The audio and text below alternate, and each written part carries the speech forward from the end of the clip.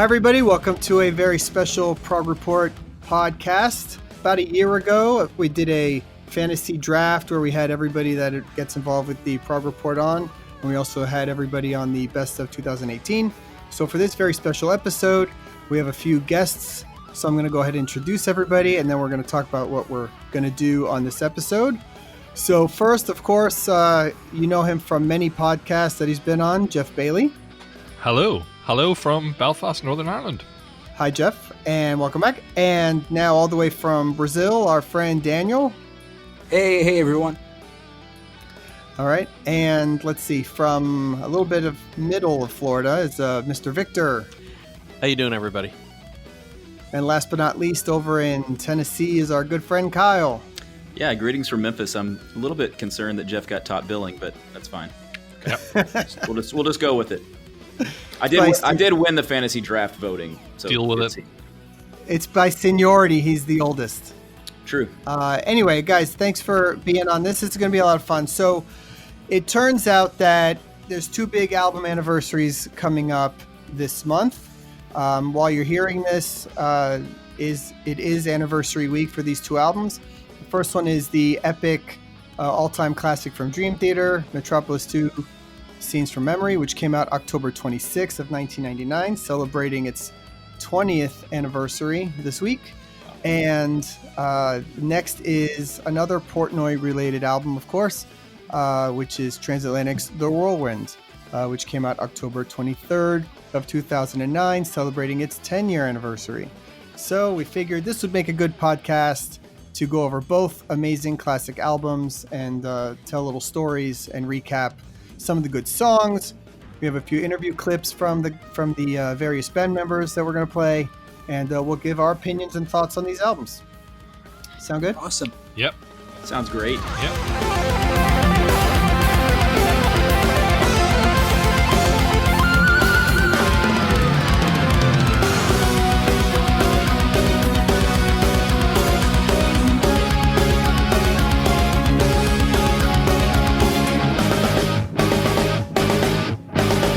Okay, so first up, released 20 years ago, Scenes from Memory. This was Dream Theater's fifth album, coming after the sort of commercial failure that was Falling into Infinity. They wanted to do something to get the band back on track. They came close to breaking up the band. They decided that they were going to argue with the label, and they took producing control. They replaced Derek Sherinian with Jordan Rudess after the Liquid Tension experiment, and the album came from there.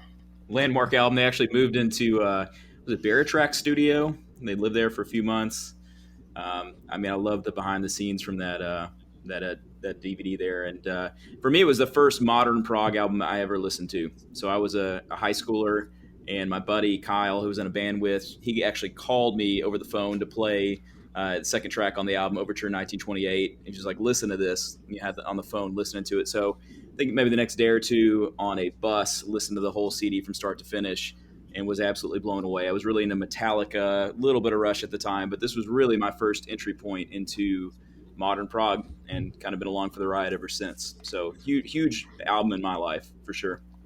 I was reading Mike's sleeve notes in the making of CD, which came out on Dream Theater, the Yitzy Jam label, and he talked about it as being an album of firsts. Obviously, the first with Jordan, the first that they composed and assembled almost entirely in the studio, their first proper concept album, and the first in which they had sort of 100% control, self-produced, and it pretty much continued in that way from there onwards.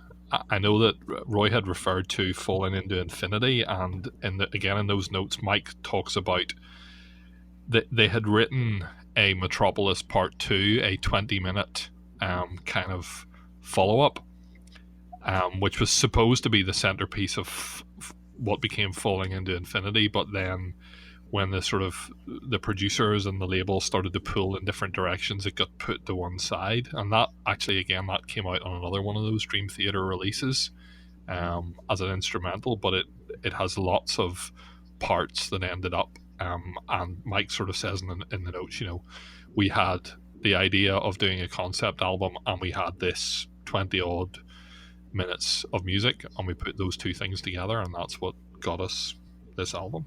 So what we want to do also is we're going to pick a song off the album, each of us, that we want to talk about, that we want to highlight. I'm going to start off with Fatal Tragedy, which really might be my favorite song on the album, actually. I just really love the chorus on this one. And I like, if you remember I think it's the Portnoy drum DVD. Is that the one where he explains the ending section? And that for me was a real education at the time, because I always wondered how they did that kind of interplay. And it became very simple. And once you learn the mathematics behind like forward it, and three then and two, from alternate. and now from now on, I always remember exactly how that part goes. They refer to that section as the shrink grow section. Right, that was it, and so that was always really cool. I thought that was neat. Before we're going to play a clip of that, but I want to throw to an interview that I did with Mike about Scenes from Memory, and a little bit about their thoughts in going into making the album. With Scenes from a Memory, it was do or die.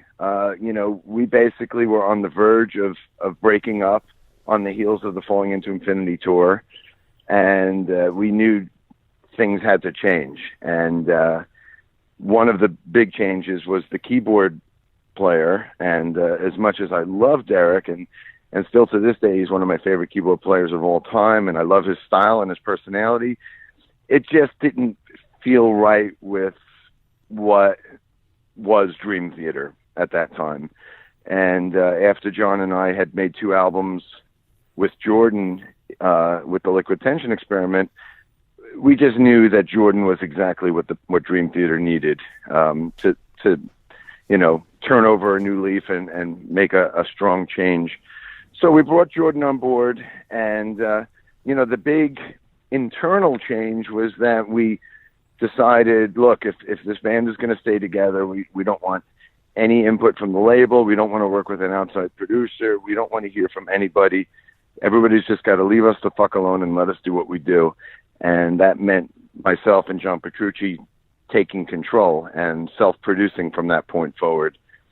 And so between John and I self-producing, between Jordan injecting new life into the band, and then the whole idea of doing our first concept album and basing it as a sequel to one of our most beloved songs, it just, all the wheels were in motion for, what turned into being a masterpiece, and in my mind, the greatest achievement of the band.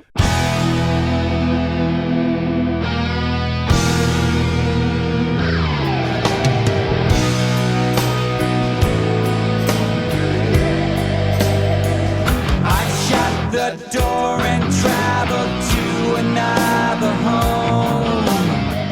I met an older man, he seemed to be alone. I felt that I could trust him. He talked to me that night.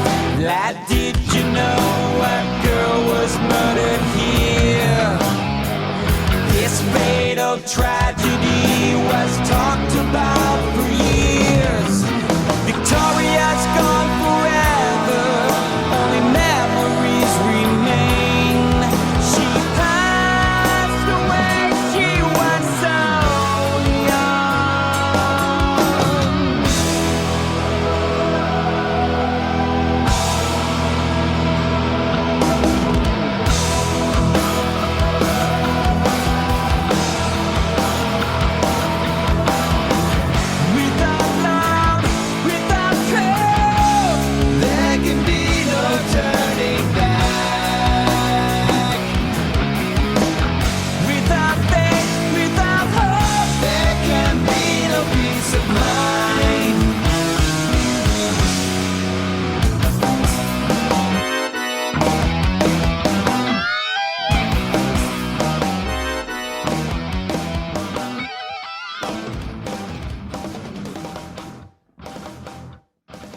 This album for me, like, I'm on the younger side of the fan base here, and my story with Dream Theater, the first ever song I ever heard on like modern prog was Spirit Carries On.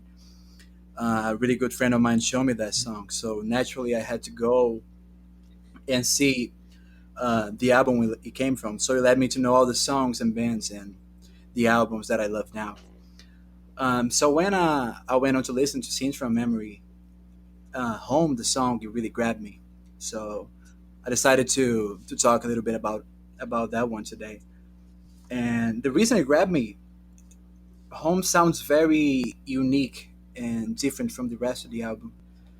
Like it has the sitars and the build up in the beginning. It sounds Yep. really cool and amazing. And it has one of Petrucci's coolest solos with the background rhythm guitar in the back and all the rhythm instruments speaking to each other in sync. It's really cool.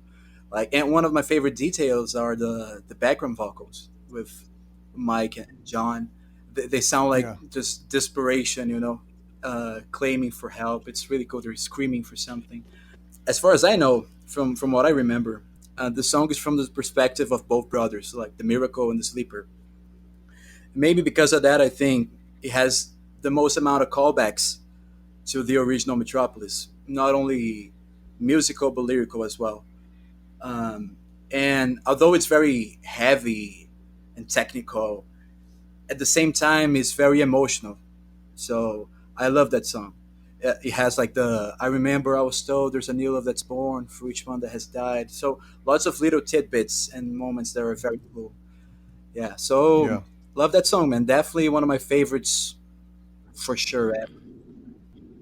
One of the cool things about that song, and going back to when they were working on the album, was that everything was kept secret that it was Metropolis 2, and based on the song, they didn't let anyone know, not in any fan forum or anything. And the single that was sent out to radio and to press was just a CD single of Home, and it was an edited version of it. And I have that actually, and all that it says on it is, Dream Theater Home, and it doesn't say anywhere Metropolis 2. It just says Scenes from My Memory, and that's all they let anyone know until the album came out. No, you guys And they did that shared. on purpose. I thought you guys shared that single when you guys did the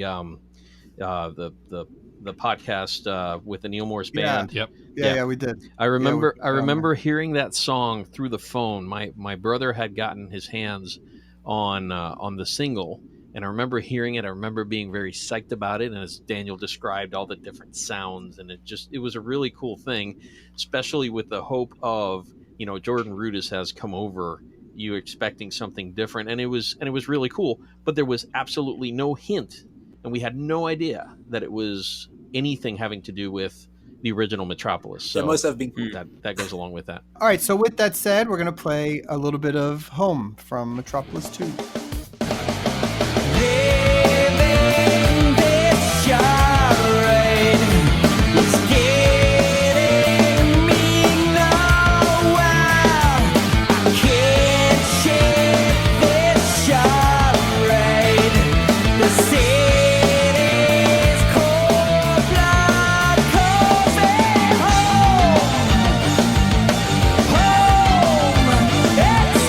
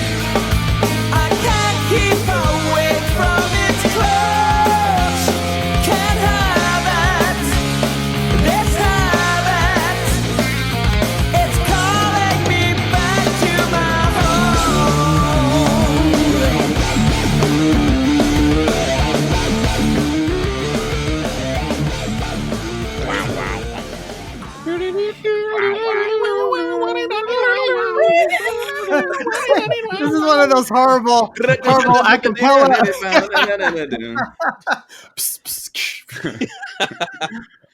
Well, Dance of Eternity just seems to be sort of the peak of the album. But in anticipation of Jordan Rudess having joined Dream Theater officially, the excitement of the first two Liquid Tension, or the only two Liquid Tension experiment albums, there was just this idea of how great is this album going to be if they really unleash some sort of instrumental chaos. And I'm just quoting from Essentials, Modern Essentials. Mike Portnoy, in an interview, said, "We knew we wanted to have a big instrumental in the middle of the album, the same way that Metropolis Part 1 had a big instrumental section in the middle of the song.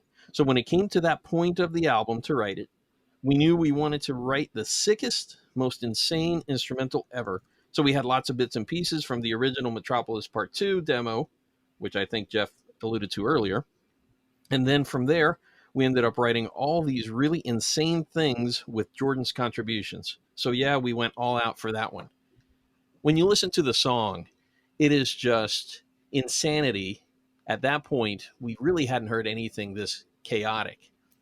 From a metal standpoint, Petrucci was using the 7-string guitar, which really brought in the dimensions in the past that they had used in like Awake.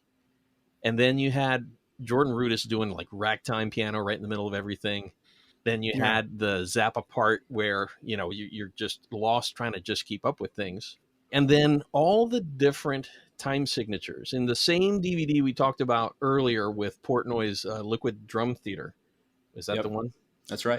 He actually shows his drum charts and the breakdown, and he goes through with a metronome that they were using in the studio. And that's when you realize just how complex that is. If you look up on YouTube, this is how sensational this song is. There are videos on conductors conducting all the different time signatures.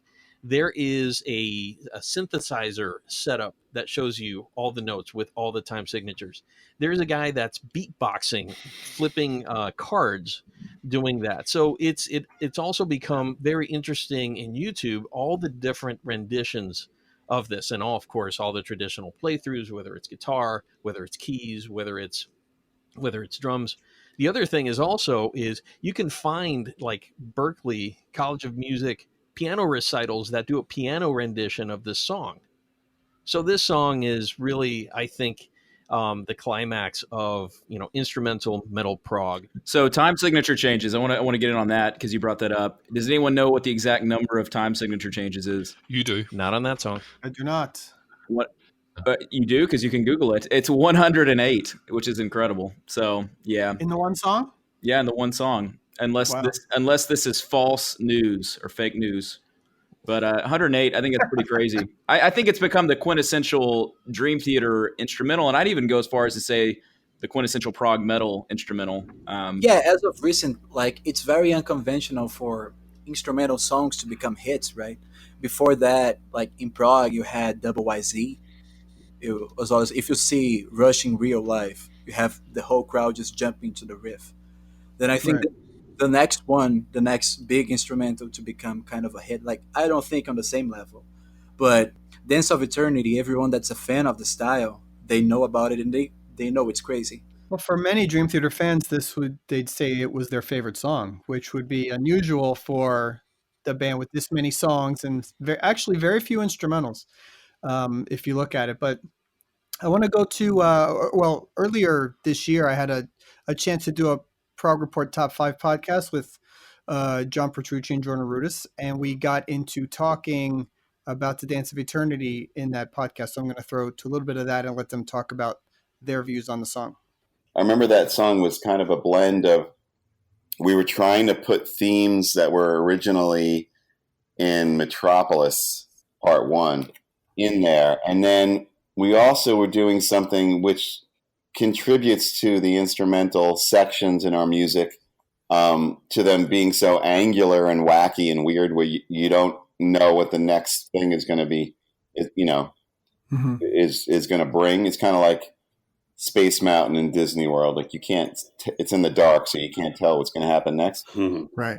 And we do that by literally taking ideas that have nothing to do with one another. Be like, yeah, I have this cool wacky thing that I wrote. Let's put that in there. It's like, you're making a soup. Let me Master try soup. Yeah. right. Yes, I wonder how that will taste. And then the challenge as songwriters is how you do that in such a way where it does sound musical, it does sound purposeful, even Right. though it might throw you for a loop. There is a way that you have to connect those things, whether it's having to do with the time signatures or rhythmically or harmonically, trying to figure out how to this is something Jordan does so well. It's just trying to figure out how to modulate into the right key to get to another section. So I remember that song was a real opportunity to play around with some interesting compositional techniques. There was definitely that element, like John said, of creating this soup of all these cool ideas. But there was also an element of that we really got into of taking motifs and riffs. And we kind of explored this in Liquid Tension as well, where we take something that might exist in the high register, of an instrument or just the band sound, and then move it into the low register and see what we could put on top of it. Right. So there was a lot of that where, okay, let's take that riff. For me, it was a matter of let's put it in the left hand or in the bass and then compose something in the right hand. And also, the humorous thing that people always comment was the little honky tonk section that was on the piano. Right. And I was literally just having fun in the studio with the guys. I wasn't serious. I just wanted to make them laugh. So I took the riff that we were playing, was this really heavy kind of linear unison riff, and I just made it into a honky tonk thing, and everybody smiled. And I thought that would be the end of it, but somebody, maybe Mike Portnoy, said, "Oh, we got to put that in," and I was like, "Okay, cool." We'll put it in there. Those are the parts that would always make me laugh when you're I can't. How are they throwing this in there and making it work? And I think we kind of were reminded, or we learned that in our serious prog or any serious prog, it's always great to have a little bit of humor. It really lightens things and allows people to enjoy. There's certain things that allow people to enjoy music more than other things. Like if a band is too academic or technical, it's they could be amazing, but you tend not to totally love it. But if music has a little bit of humor and it has melody and heart, then people are drawn to it. So it's one of the things that we're very conscious of and we enjoy.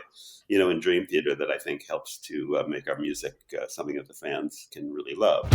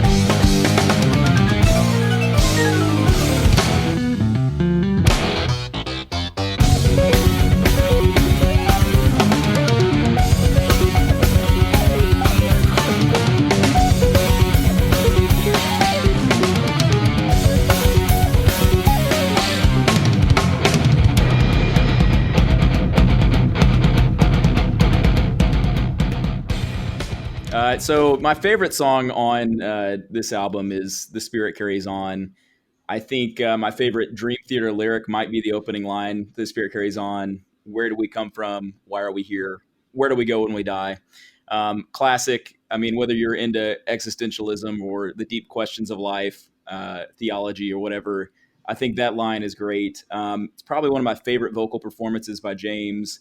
And I think story-wise, we've sort of alluded to the story. Obviously, if you're listening to this podcast, you know the story, so there's no need for a spoiler alert. But I love how the story sort of builds to this moment. Nicholas finally understands his past, his connection to Victoria. There's this resolution. There's a moment of clarity for him, this sort of sense of a happy ending. And of course, that's unfortunately not where the story ends, and we'll get to that probably next. I think for a band that's accused of being overly technical, and for those of us that are musicians that are drawn to the technicality of Dream Theater, of course, It's not bad that they're technical, but this is a song that shows that they are more than just a technical band. I think it's Dream Theater's most beautiful song. It's certainly their best ballad or their slow song. I think it's my favorite of that. And then I think Petrucci, to label what's his most beautiful solo, who knows? But it's certainly in the running for that. Maybe his most lyrically beautiful solo in some ways. It's also, I think, one of their most popular songs. When you look up on Setlist FM, it's their 6th most played live song of the career. The top 5 are all from Images and Words, and so you could say it's their most popular from their later era, or their middle era. And then I love the live version, and I don't know what y'all would say is your favorite live version. For me, it's the one that I first saw, which is Scenes from New York. I love, they've got Teresa Thomason who sings, even though she messes up the lyrics, when the gospel choir comes in at the end. It's just a perfect moment, I think. So for me, that's, again, my favorite song on the album. It has this Pink Floyd vibe, and it's just awesome. Love it. And this song holds a very special place in my heart as well. Like I was saying earlier, the first song I ever heard, the first Dream Theater song I ever listened to, prog song, whatever, however you want to label it. But I love the solo in particular. It builds up to it, and it feels like it's not only Petrucci soloing. It feels like the whole band is complementing the solo. Like Mike's notes, he follows Petrucci and Mayan, and Jordan, his chords. It's all perfect. The whole package is just, this song is just too much, man. I think they nailed it. It's interesting to me, though, with a band like this, with their prog metal background and things like Dance of Eternity and Home, and more of the metal-based stuff, that the audience really liked this song and looks at it as one of their favorites. And that's surprising to me, although I think it's deserving. But I wouldn't have expected that when I first heard the album, that this would be one that kind of stood throughout all the decades for them. It's the emotional connection that we all finally get to make with Dream Theater. We're not used to having this sort of emotional connection. It's more of being just in awe of the technical prowess that they have, like Kyle mentioned earlier. But having this song, and in the live scenes from New York, if you listen to the commentary when they finish doing that song and Portnoy is standing up in the drum set pointing out at the choir that just sang with him, he makes the comment that this is our top. We have not done better. And so it's something that not only builds in the album itself, but just in performance wise, it's something that did peak, which we hadn't had this experience from them before. However, this is their, a concept album that really, the story enabled itself to build in this way, and we're attached to the characters at this point. So yeah, it's something that you can emotionally connect to. Great melody, and just a great climax in that. Safe in the light that surrounds me, free of the fear and the pain. My questioning mind has helped me to find the meaning in my life again. Victoria's real. I finally feel at peace with the girl in my dreams. And now that I'm here, it's perfectly clear. I found out what all this means.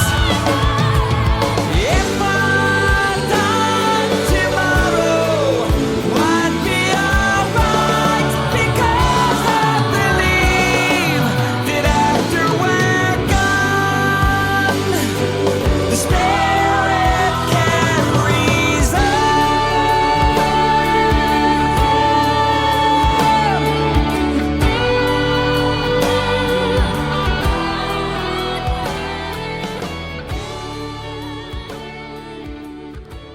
So, in terms of the song I've picked, and I realize it might not be particularly hard to guess, but question, what is the only Dream Theater song that has been sung by James LaBrie, Neil Morse, and Ross Jennings?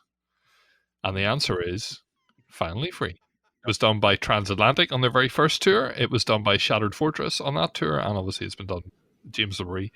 Yeah, the conclusion of the album. It's interesting. I find it interesting listening to you guys talking about it, because I know on different places we've talked about being lyric guys and being music guys, and I must admit I've enjoyed Scenes from a Memory for a very long time without really understanding the story of it.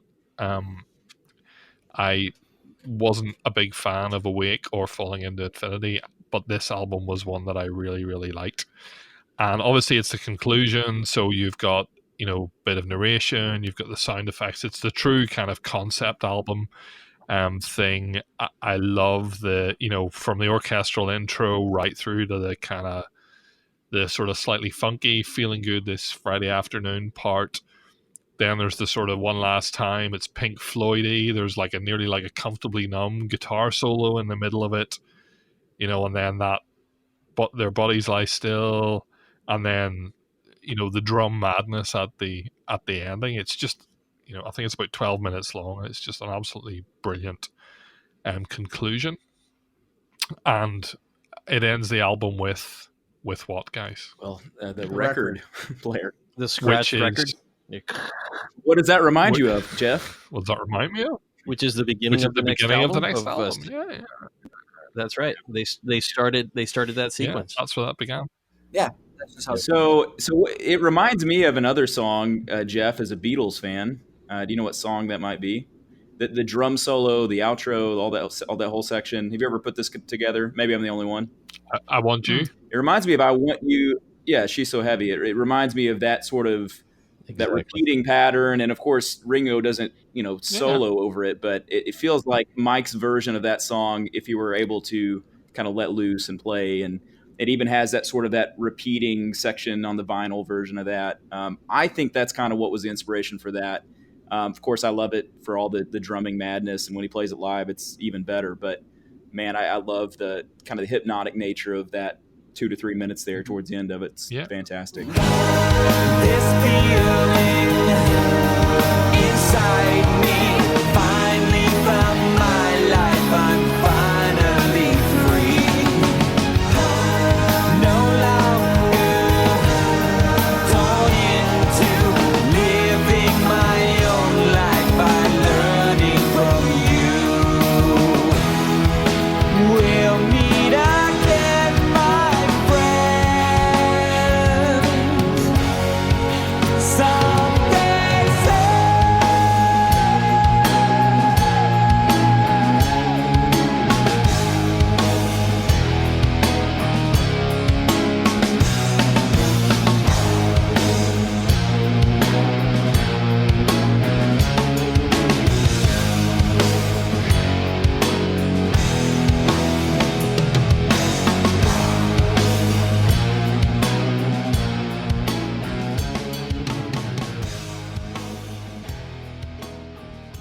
So, where do you guys rank this album in the pantheon of great Dream Theater records? Is it 1 or 2?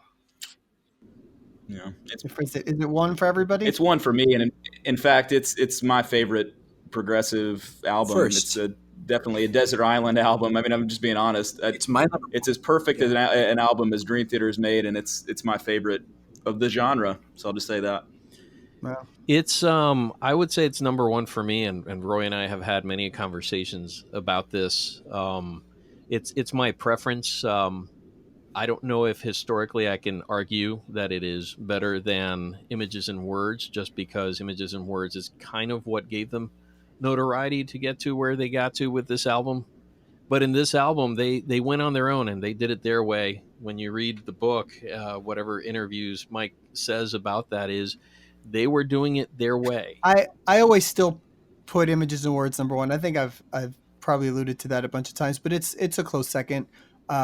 Just because of what Images and Words means to me discovering the band, and I think what it means to progressive metal in general. But yeah, I mean, it's I think they're definitely 1A and 1B if you're a fan of, I mean, at least the way I see those albums. I think production-wise, it's not a comparison. I think the production of Scenes is way better, certainly from a drum standpoint. And then I think the fact that it was a concept, for me, pushes it over the top. And I think compared to other concept albums where they maybe don't incorporate the sound effects, or really a tremendous story. The story could stand alone as a film.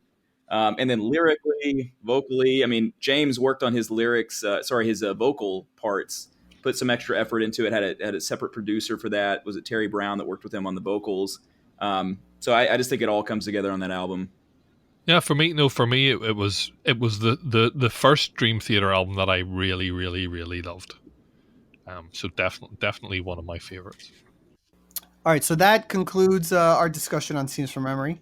Let's go ahead and move on to the next album, which is Transatlantic's The Whirlwind, which again came out on October 23rd of 2009. Just another incredible classic. I'm going to let Geoff kick off the sort of intro discussions on this one, Geoff. Yeah, okay. So I was doing a little bit of digging through Neil's Inner Circle emails that he sends out, just for a bit of history, because I couldn't really remember. We talk about October 2009, and a few times before we've commented how this album started to be recorded in April 2009 and was on the shelves in October 2009, which really is an incredibly quick period of time. So we have Neil, who has left Spock's Beard and Transatlantic. Transatlantic haven't been together for a long period of time, nor was it guaranteed that they would do so again. Neil's friend Todd Morell in 2008 suggested he should write a Transatlantic piece, and Neil did that. He finished it in July 2008, and he began to contact the Transatlantic guys in December 2008, and at that point it looked like late 2010 was going to be the first time that they were going to be available because of Marillion, because of Dream Theater, because of Flower Kings. But they managed to find 12 days in April 2009. And Neil, Pete, and Roina all brought ideas. The Whirlwind name was from Neil's demo, but actually the main Whirlwind theme, there was a totally different Whirlwind theme that was part of that. Roina has released demos of pretty much fully formed versions of A Man Can Feel and Out of the Night. And Neil had a 43-minute piece, probably less than half of which they actually used. And presumably then they got together. Mike did his gleaner role, as he always calls it, and together they put this concept album together. It was finished recording in April 19, mixed July 19, on the shelves, as Roy said, on the 23rd of October. 7 months. I mean, it's really just incredible. And again, what I wanted to ask you guys, a concept album. So, is Whirlwind a concept album? It's a concept only in that they call it one song. That's, to me, I mean, it's a sort of an overlaying concept of the Whirlwind and the themes. It's a broader musically concept, right? But I don't think it's a concept in the same way Scenes from a Memory was. Or Tommy or The Wall or Yeah, it's not a rock opera. I don't really think of it as a concept. I mean, I also don't know that I think of it as one song, to be fair. It's sort of one movement of music. But it's hard to like label. it. Yeah. Well, I think where I just had a discussion on Fate's Warning, and they have a one-song concept album, Pleasant Shade of Grey, where that one is a little harder to pick out a song and just say it's its own thing and listen to it.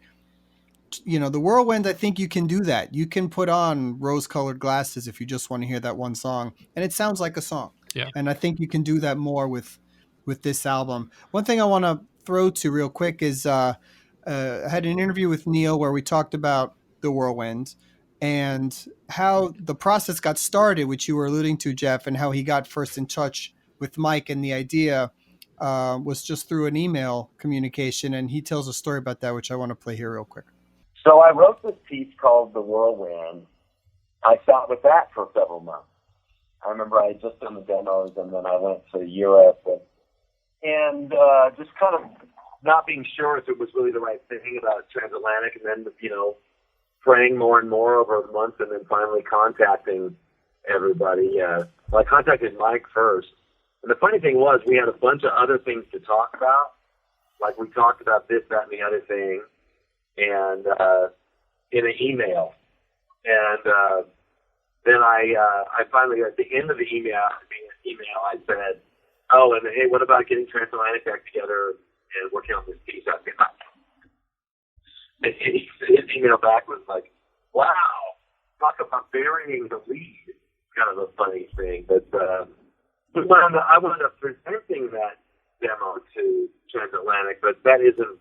I mean, we took some parts of what I had done, but really, what we wound up doing with Transatlantic was quite different, and so I can't say that I didn't really write it. What you hear on the Transatlantic record is something we all collaborated on.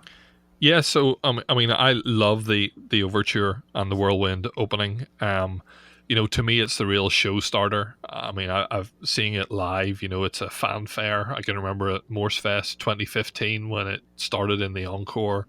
It was just a sort of everybody on their feet, hands in the air moment. It's a just I don't know who wrote that piece. And the other great thing then is that that's sort of the theme that keeps popping up in different places in the album, and in fact, even at the very end, there's the variation on that. So that's the thread that runs through it. And I can just remember, I was fortunate enough to actually saw the Whirlwind live. The final 3 full performances, the London one, which is the Shepherd's Bush DVD, the Manchester show, which was the last night of the tour, was a very, very loose night that's on More Is Never Enough, and then the High Voltage performance, which is a big outdoor, huge crowd. Every time just that kicks off. Brilliant, and here's hoping that we hear that soon. Yeah, we should note that at this time, the band are currently in Sweden in a studio working on the 5th album, which hopefully will be released sometime in 2020. So one thing I love about the overture is how they present a bunch of the different themes that will be repeating over the album.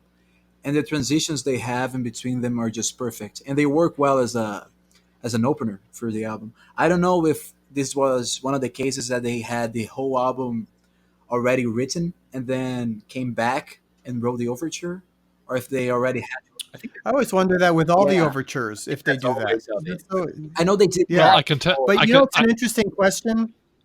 How many songs called Overture have Mike and Neil been involved in? That would be an interesting. 14, probably. Yeah. Well, I know that in Neil's. So Neil has put out on the Inner Circle his 40-odd minute demo, and it does begin with an overture that has some of those bits, but the thing about it is that it only refers to the bits that he had actually written at that point.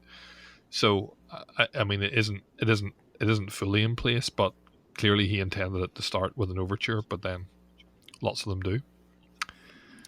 All right, so with that said, why don't we play a little bit of the overture opening to the album from the Whirlwind?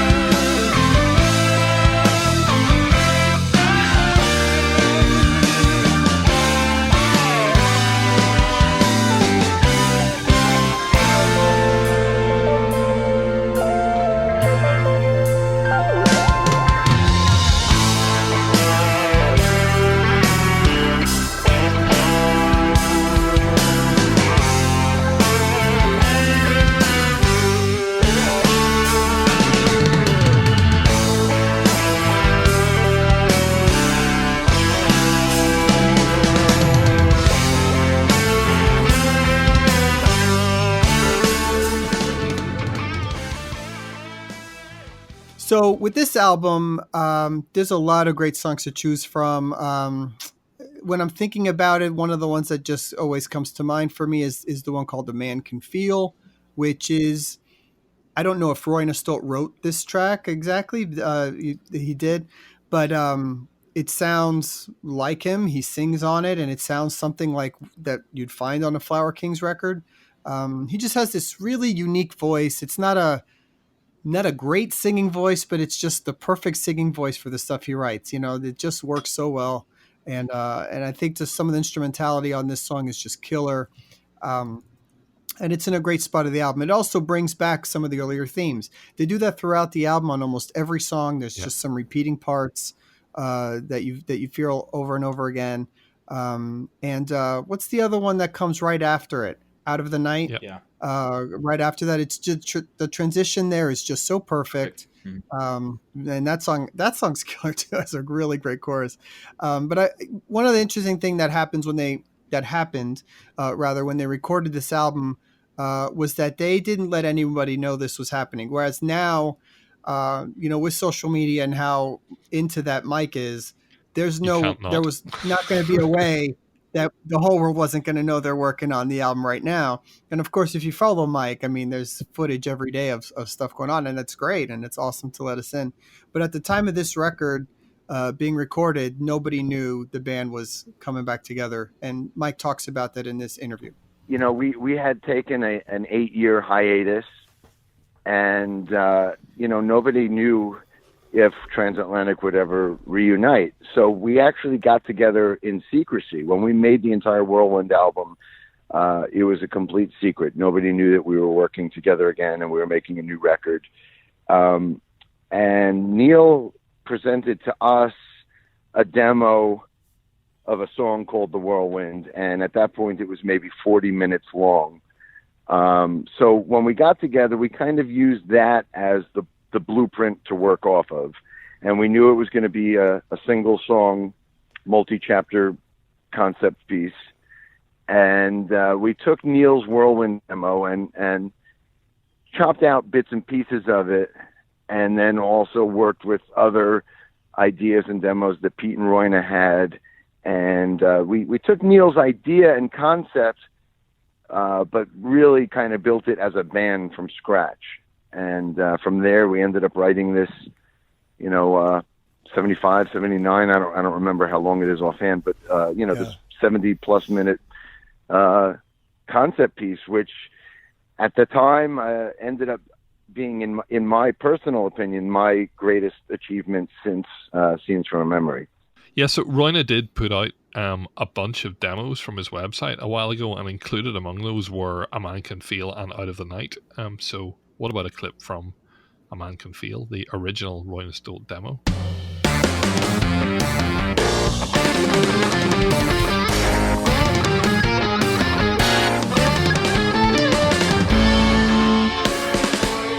And so you think you're in control, yet one more gloomy day unfolded, pushing panic from your door. One boss, one life, and one world order. All classics are long overdue. New frontiers, a scary prospect. Hollow icons of revolving doors. Pale riders of no tomorrow.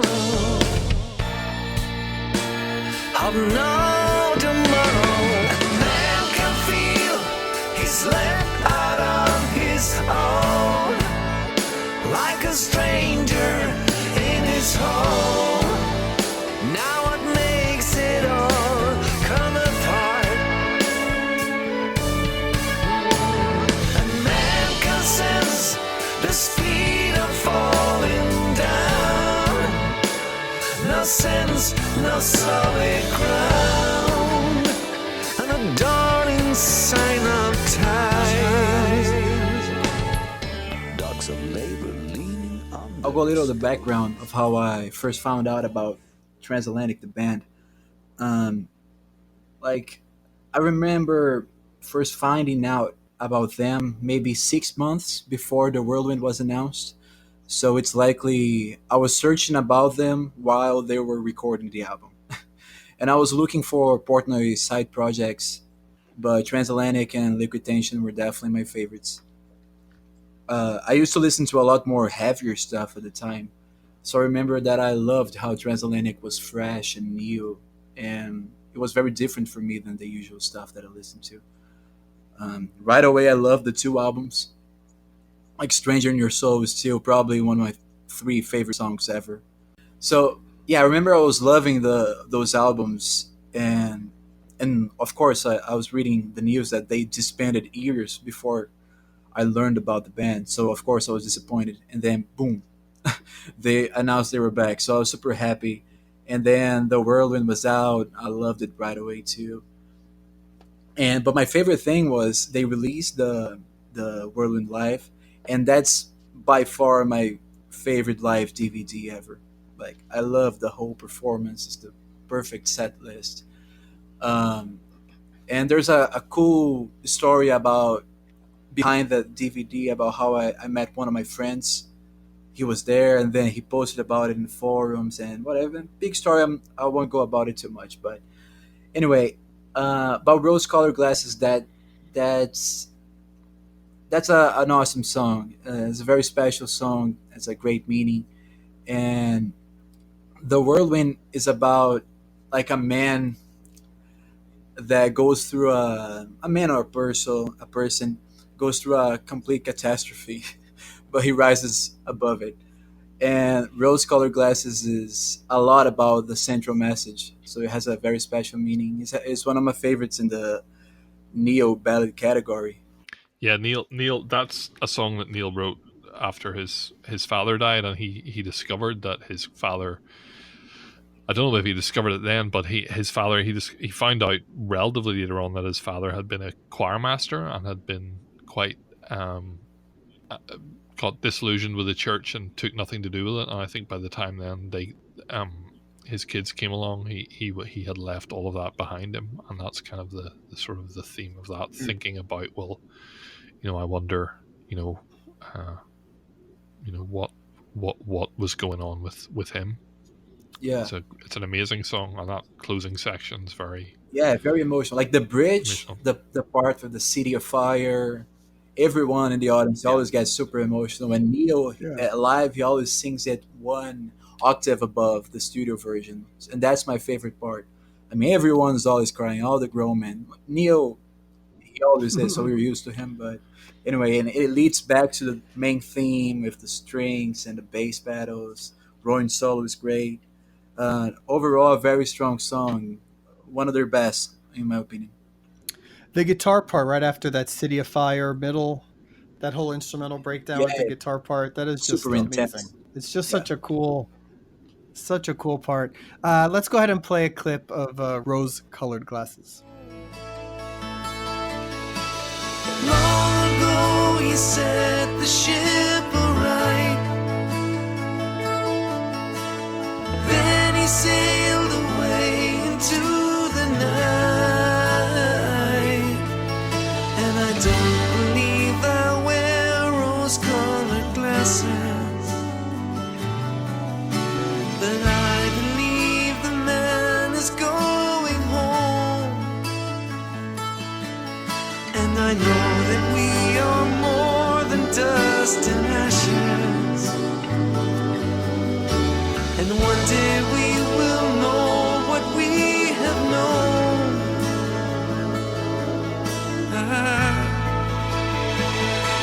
But on the dark side, there are times of suffering.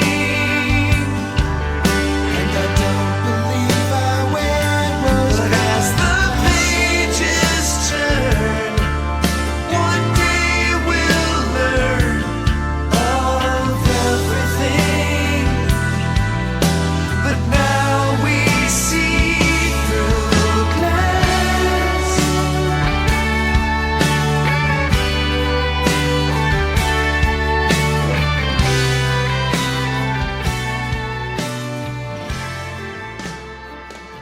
So we're skipping a few songs down the line now. A lot of great songs in there, but my favorite on the disc, perhaps, is "Is It Really Happening?" I love this song. I like, whether this is a concept album or not, or however you want to look at that, it does have the feel of something like Off the Wall or Off Dark Side of the Moon because of the combination of these news clips. You've got these news clips about weather, and then you got that combined with the wind and the rain, and it gives this sort of kind of foreboding cinematic quality to this track, and it allows it to sort of build. The lyrics on this song are incredibly simple. A lot of great lyrics on this album, and just because there's, I think, 17 different words used, I counted them up, repeated over and over, it doesn't mean that it's not worthwhile from a lyrical standpoint. I think it actually helps to generate this sort of a mantra or a chant to this song, which I think works really well, and it helps to build the song, which it builds to this incredible climax. But I love how they approach the vocals, too. I love how simple the melody is, and they layer it with everyone singing in the live version. I think all 5 of them are singing. I especially love the low octave part they throw in there. It gives it this sort of dark, sort of emotional context. The star of the song, though, for me at least, is the instrumental final 3 minutes. It's got all these great unison parts, this amazing solo. And then I think, and I'm going to say this, my favorite section from any Transatlantic song is the final 2 minutes that begins at 6:19. I think it's sort of their quintessential moment. And when it ends on every live version, the crowd goes wild, right? But Mike, I especially love what he does on the drums. He starts turning the beat around, keeping things off balanced, which is to keep you on your toes, and it also helps to build the energy. Then they start throwing in these little syncopated parts to kind of add to the madness. And then, of course, the tempo is speeding up, especially when they play it live, and then it ends in this big flourish. To me, it's perfect. Those 2 minutes there at the end are just amazing.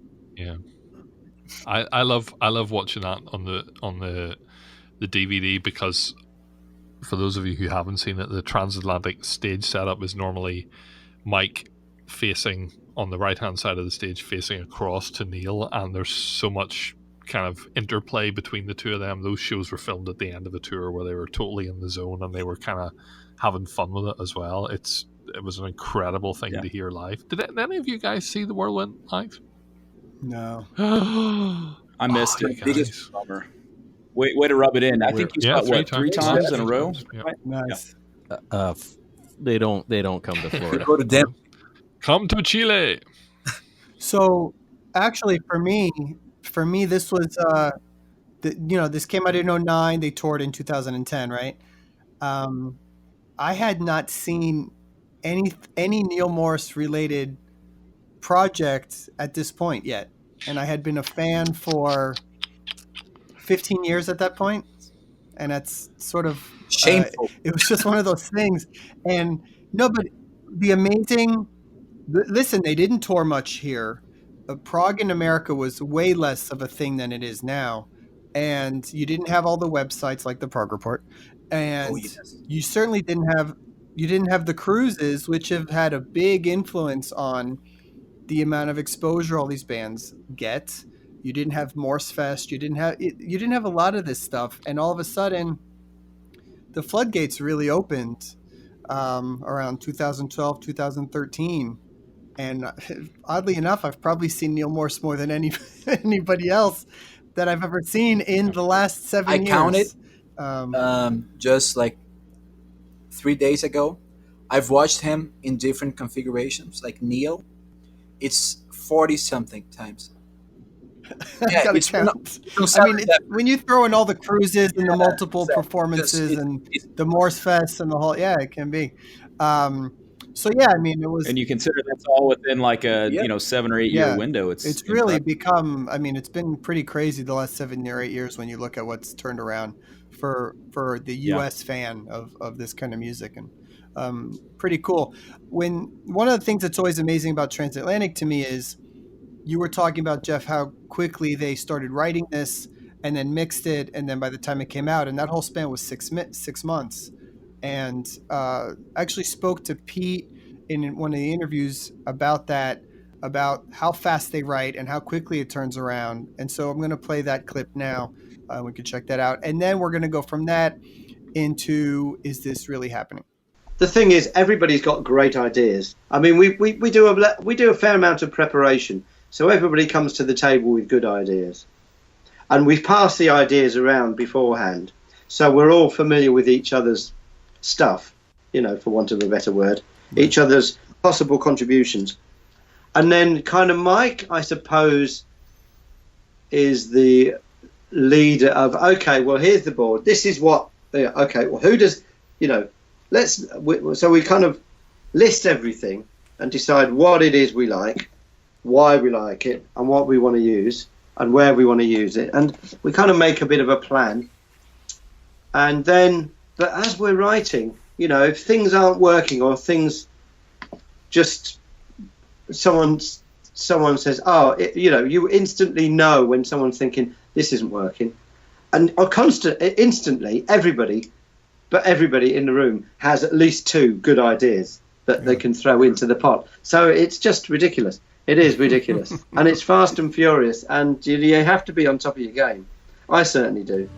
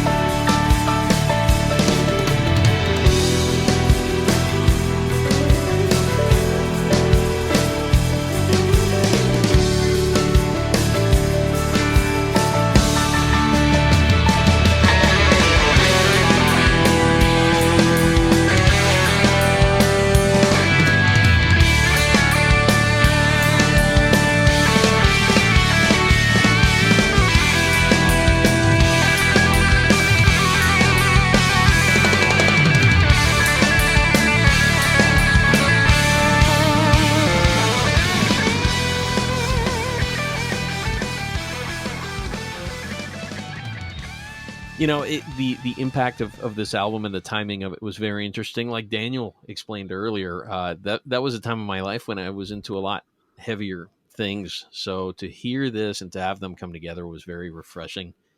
And also the impact of Neil plugging himself back in to this band, and the fact that it was a secret. So when I remember that picture that Mike, I guess it was early on in social media days, where you almost saw the selfie of him saying something like "this is happening" or something like that, and boom, it came out right away. So I'm so grateful I get to talk about this song. We're talking about dancing with eternal glory and the Whirlwind reprise. It's the ending, and up until this point, you have to remember at this time what we had heard from Morse and his and just in his compositional prowess.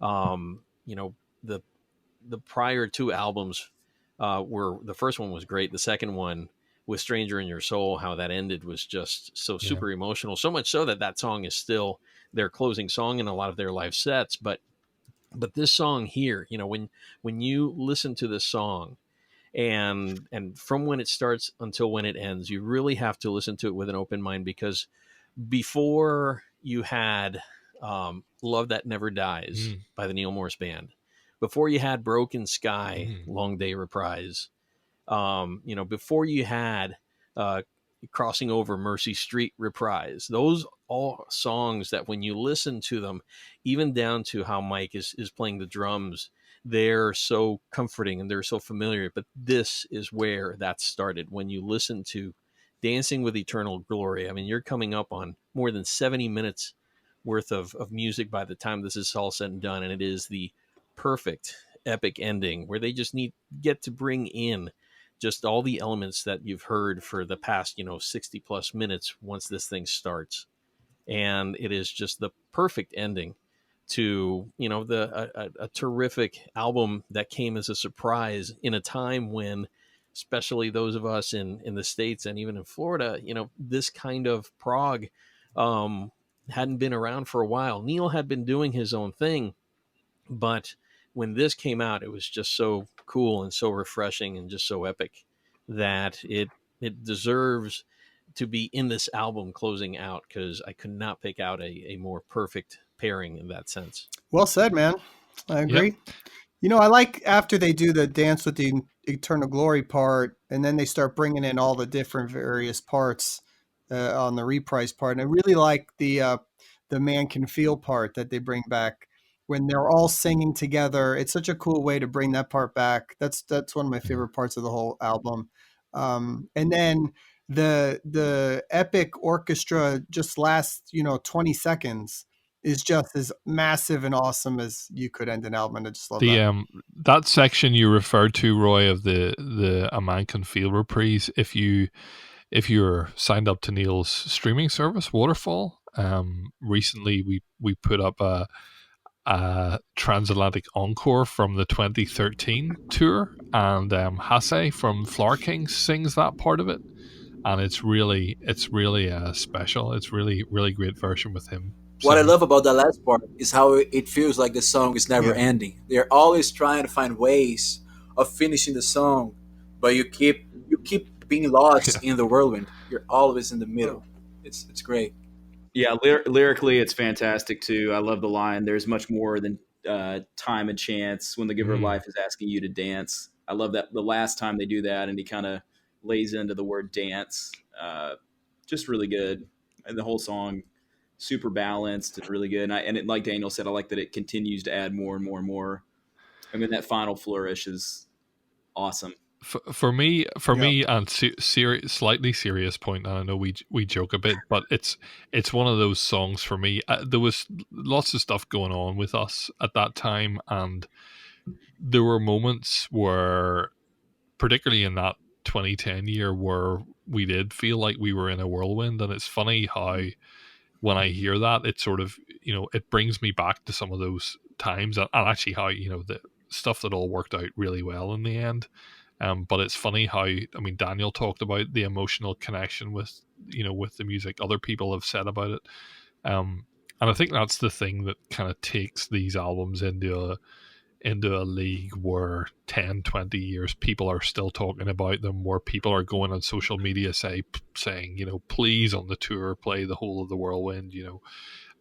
That's, when people think of prog as being shred or being kind of show off, or the real thing that about that period of Dream Theater writing and about Transatlantic as well is that there's also that emotional streak that the music actually, people feel it, and that's something that's really, really special about a lot of these things we're talking about. Okay, so back in like 2009, 2010, like I had a lot of personal things going on as well in my life. So both of these albums, they helped me go through that stuff.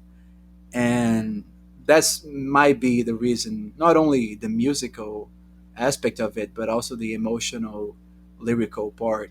It's why they are so important. And even when we are like, we have some time that we're away from these albums and we don't listen to them for like a few months or something, after a while we'll come back to them and we might think, is it really that good? Do I really like it that much? And yeah, we do. Yeah, that's how I feel, at least. Yeah. One other thing I want to mention, because we talked about, in a very short period of time, 12 days, making this phenomenal album, but the album also came with a nearly 60-minute bonus disc with about 30 minutes of other tracks on it, which presumably are things that didn't actually fit into the overall theme.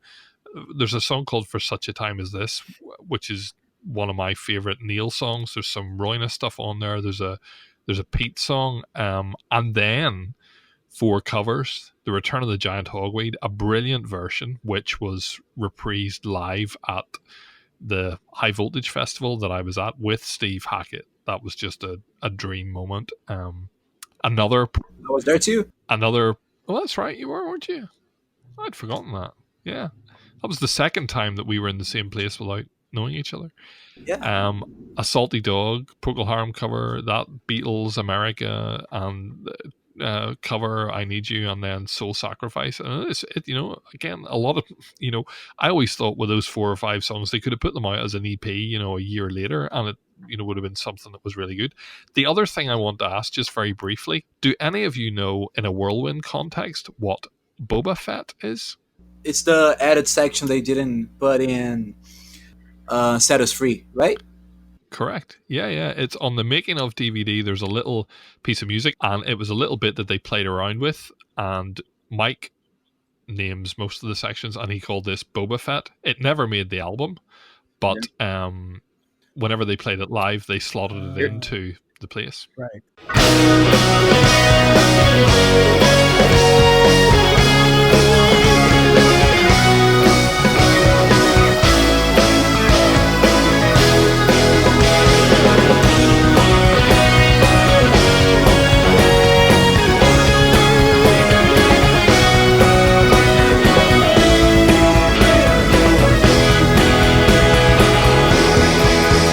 Here's a fun fact. He had a little Boba Fett action figure next to his drums did, on that tour. For that very reason. You can see it. I'm sure you knew that. You didn't mention my favorite track on the bonus disc is actually Spinning. You may not like it, but I really, really like it. I think it's a super solid track. It feels like it could have fit on the album, but hey, they only had 78 minutes to fit and got cut. Great bonus track. So an interesting connection between Scenes from a Memory and Transatlantic, which led to the Whirlwind, was when Jordan Rudess joined Dream Theater and Liquid Tension Experiment was done. Portnoy explained that his forming of Transatlantic was a reaction to not having a side project anymore in Liquid Tension Experiment, and that's when he thought of Neil and to get the supergroup Transatlantic together. So it's neat to see how one album, which was brought about by the familiarity of Jordan Rudess with Liquid Tension and how that was going to work, and he's now in Dream Theater. Suddenly Mike doesn't have that side project, and let's put together Transatlantic, and 10 years later comes out the Whirlwind. I think it's interesting to consider what the tie that binds these two albums together is. Obviously some of the same musicians, Mike namely, but and some similar approaches, right? But it's also, I think, from a musical and lyrical standpoint, they both seek to answer some deeper and more significant questions about life, and also I think about the afterlife. And so I think they do have that in common. And so they both resonate, I think, with all people because they don't get so specific either. I mean, whether Scenes from Memory is about reincarnation and, that's a very Eastern religion thing, or certainly Neil's lyrics are going to be more kind of Judeo-Christian, but they both get to the core questions of life about where do we come from? How do we deal with struggle? Where do we go when we die?